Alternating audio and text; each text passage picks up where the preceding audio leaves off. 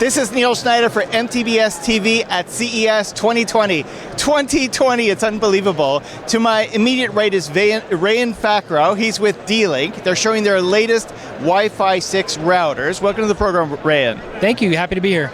Amazing stuff here, 2020. I mean, CES always amazes. What does D-Link have on display today? We have a series of Wi-Fi 6 products, routers, mesh systems, as well as cameras and Nucleus Connect SMB solution. Okay, that's quite the mouthful, but you're holding a bit of a monster here in your left hand. Why don't you lift it up here? That's what they call a router these days. A lot of antennas. Why so many antennas? Well, the number of antennas typically correlate to the number of streams and an overall performance that the router can have. In this particular case, this is a tri-band router, so you need a lot of antennas to support those. Look at those antennas. Oh my goodness. Okay, go ahead. To support those Wi-Fi signals, exactly. And what I'm holding here is a Wi-Fi 6 router, and this is a mesh product, so you can mix and match multiple units together in order to create a mesh system in your home. Okay, so let's rewind a little bit.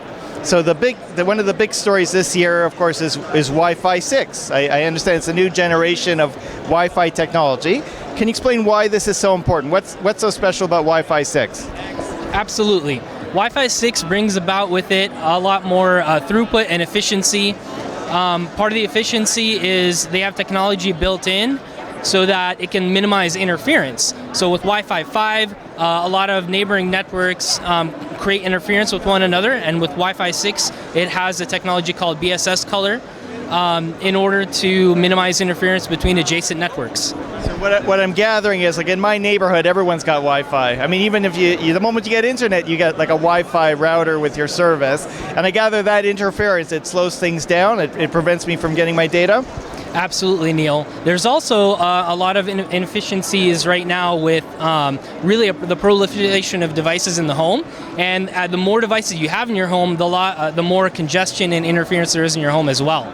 So this new technology, this Wi-Fi 6, I take it it's not about so much being faster, maybe it is, but it's not so much about being faster, it's about like cutting out that interference or being able to segment. Does that sound about right? Absolutely. It's all about efficiency, and it does happen to be faster as well.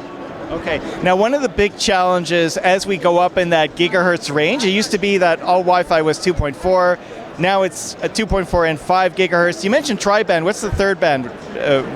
For this particular unit, the third band is 5 gigahertz, so you have a 5 gigahertz low band and a 5 gigahertz high band. How about that? I didn't know that. All right, cool stuff. So with 5 gigahertz, I understand it's a little harder to get through walls. How do you overcome that? Well, part of that really is about minimizing the interference. They also have a technology called a long duration OFDM symbol. Really, it just makes it more resilient to... So it's just more resilient, like what I'm hearing is that even though it's using the same 5 gigahertz range, I take it the protocols make it more effective so that you're less likely to run into trouble. Does that sound about right? That's correct. It's able to maintain its integrity over further distances, yes. Okay, good stuff. Now, you've repeatedly used the word mesh, and I've read about this as well. What is mesh technology? Why is it so important? Mesh technology brings about with it a lot of improvement within the home. With mesh, you can add multiple units together in order to expand coverage, and really the key selling point behind mesh is that it creates a seamless experience. So you can walk from your bedroom to your living room to your kitchen, and the routers are going to do the hard work for you, transferring your device in each of the areas that you pass through.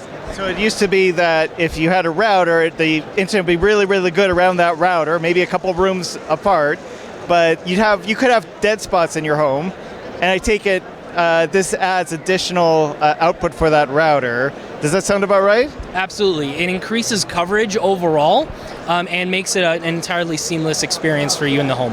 And the performance on this secondary, I don't know if you call it a secondary router, I don't know what you'd call it, but let's say we'll call it a secondary router. Is it the same as the main router? Well, performance overall is going to be not necessarily the same as the router. It gets a little more complicated because it depends on which units you have and which units you use. But absolutely, you can have a really strong connection at the end of the line or near where your core unit is. It sounds like there's a lot of advantages to this technology, especially with all the smart devices and the doorbells, and at least the ones I have in my house anyway.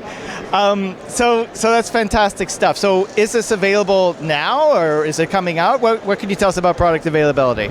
We're looking to have these products available within the first half of 2020, and we're really excited for that, with some solutions appearing as early as Q1. Any idea on pricing yet?